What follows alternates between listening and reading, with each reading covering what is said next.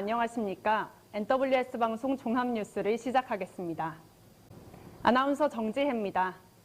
먼저 오늘의 주요 뉴스입니다.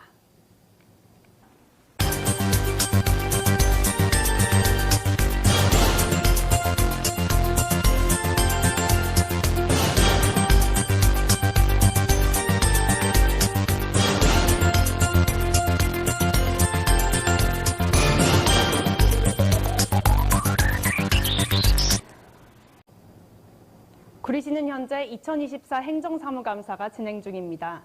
4일차인 오늘 그 열기가 매우 뜨겁습니다. 각 시의원들의 열띤 질의와 답을 뉴스로 전하겠습니다.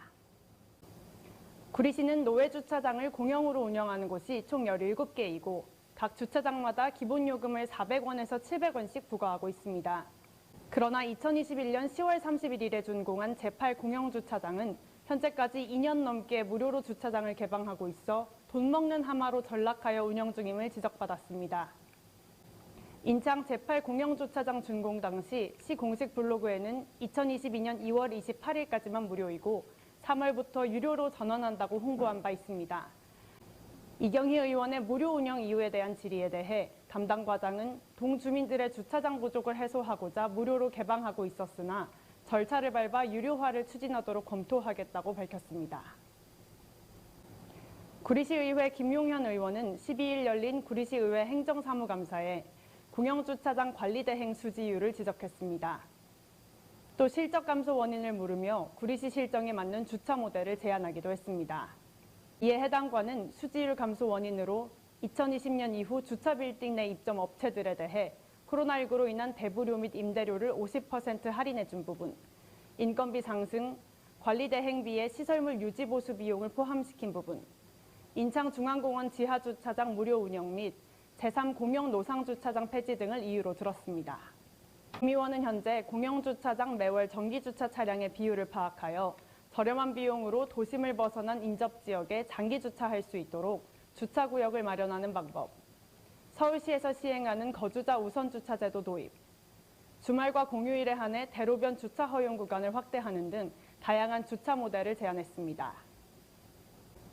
12일 구리시의회 행정사무감사에서 신동하 의원은 구리농수산물공사가 추진 중인 하남의 황산화로상 유치에 대해 전면 재검토가 필요하다고 주장했습니다. 신 의원은 최근 구리농수산물공사가 하남의 황산화로상을 유치하기 위해 17억 원의 예산을 들여 화로 경매 및 보관용 가설 건축물 설치를 추진 중이라며 이는 지나친 특혜 제공일 뿐 아니라 수산동 다목적 경매장 인근의 노상주차장을 점유함으로써 교통 혼잡에 의한 사고 발생과 영업 차질이 우려된다고 지적했습니다. 한편 구리농수산물공사는 수도권 도매시장 최대 화로 거래 시장 기반을 구축하기 위해 하남 황산 화로 상인의 전략적 유치를 추진 중인 것으로 알려졌습니다. 12일 구리시의회 행정사무감사에서 신동하 의원은 시민마트의 체납액이 현재까지 무려 55억 원에 이른다며 빠른 해결을 촉구하고 나섰습니다. 구리시는 이미 지난 2월 26일에 시민마트에 대한 대부 계약 해지를 통보했으며 현재까지 미납된 체납액 55억 원 회수를 위해 이행보증사의 보증채무금 청구와 시민마트를 상대로 점포 명도 및 관리비 청구의 소송을 진행 중인 것으로 확인됐습니다. 신 의원은 현재 정상적인 영업이 불가능한 시민마트에 대한 점포 잦은 명도를 적극적으로 추진하고 최근에 실시한 대부 입찰에서 낙찰된 롯데마트의 재개점 시기를 앞당기는 것이 피해 최소화의 지름길이라고 주장했습니다. 구리시의회 김한슬 의원이 6월 12일 열린 2024년 행정사무감사에서 2023년 건축위원회 사건 이후 재발 방지 노력에 어떤 것이 있었는지 질의했습니다. 이에 구리시는 이후에도 별다른 조치 없이 안일하게 대응했던 것이 드러났습니다. 건축위원회 사건은 2023년 당시 구리시 건축위원회 위원인 A씨가 보유한 건축물이 장기간 불법 용도 변경된 채 사용된 것이 밝혀져 건축물 심의를 담당하는 인사가 건축법을 대놓고 어기는 것은 이율배반적이라며 많은 시민이 공분했던 사건입니다. 김한슬 의원은 인허가 권자가 인허가를 남용하거나 법을 만드는 정치인이 법을 어길 때 시민들의 정치 효능감은 크게 낮아질 수밖에 없다면서 강력한 재발 방지 대책을 요구했습니다.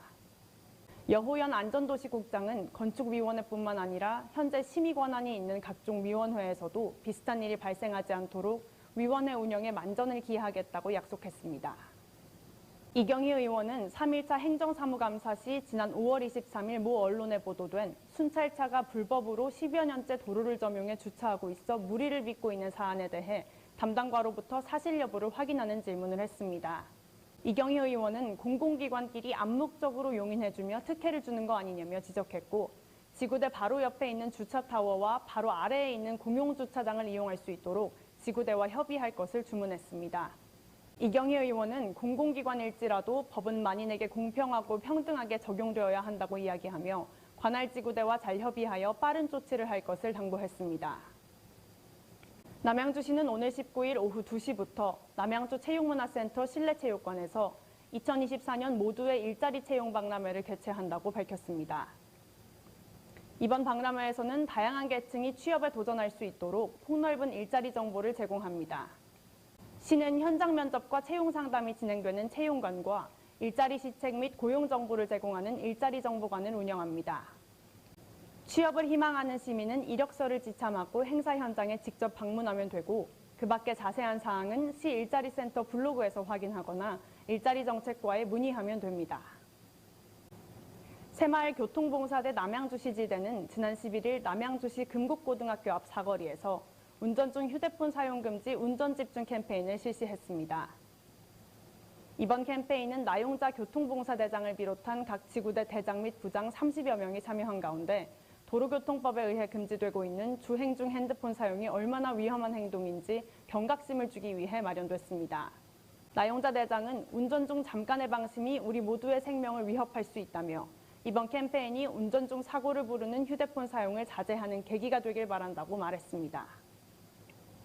한편 새마을교통봉사대 남양주시지대는 다양한 교통사고 예방 활동으로 남양주시의 교통문화 발전을 위해 힘쓰고 있습니다. 고양특례시 농업기술센터는 지난 11일 고양지역 자활센터 옥상 텃밭에서 자활 참여자들이 직접 재배한 오이를 수확하고 오이김치를 만드는 행사를 추진했습니다. 자활센터 텃밭 프로그램은 사회적 취약계층의 텃밭 관련 교육을 제공하는 프로그램으로 건전한 여가 활동 및 농업 체험을 제공함으로써 정서적 치유와 자활의 기회를 제공하고 있습니다. 농업기술센터 관계자는 이번 수학의 기쁨 나누기 프로그램이 자활사업 참여자들의 신체와 정서를 가꾸고 삶에 대한 긍정적인 태도를 형성하는 데 도움이 되길 바란다며 앞으로도 이와 같은 프로그램이 지속적으로 추진될 수 있도록 노력하겠다고 말했습니다. 구리시 노인상담센터는 6월 11일 와인앤푸드로부터 관내 홀몸 어르신 및 취약계층을 위한 후원품을 전달받았습니다. 와인앤푸드는 2022년부터 구리시 노인상담센터와 협력하며 지역사회에서 따뜻한 사회공헌 활동을 이어가고 있습니다.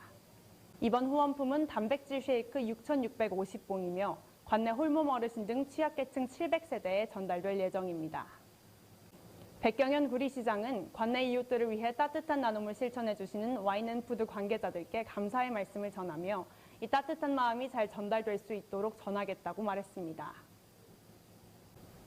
종합뉴스를 마칩니다. 시청해주신 여러분 고맙습니다.